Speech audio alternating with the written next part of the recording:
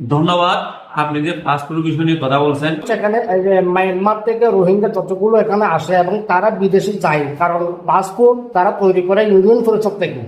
এখন আপনি ভারপ্রাপ্ত চেয়ারম্যান আছেন, তদরূপ কিছুদিন আগে যে মালয়েশিয়ার মধ্যে একজন রোহিঙ্গা দুর্ঘটনা ঘটেছে, কিন্তু দোষ যাচ্ছে বাংলাদেশে, কারণ তার কাছে আছে পাসপোর্ট বাংলাদেশি।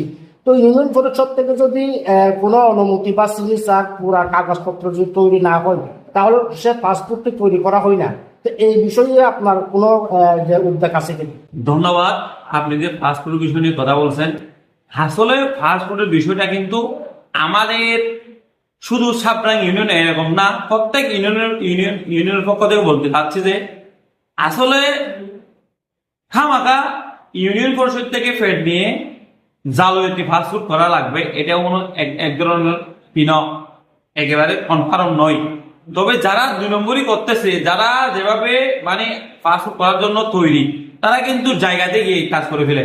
জানে যে অনেকে জানে যে সাবরাঙে ইউনিয়ন পরিষদে ফেড নিয়ে ইউনিয়ন পরিষদ থেকে মানে মেম্বারদের কাছ থেকে স্বাক্ষর নিয়ে, চেয়ারম্যানদের কাছ থেকে স্বাক্ষর নিয়ে কি করতেছে, পাসপোর্ট করতেছে। আসলে এই বিষয়গুলো কিন্তু কেউ প্রমাণিত ভাবে দিতে পারবে না, বলতে গেলে কেউ প্রমাণিত ভাবে দিতে পারবে না।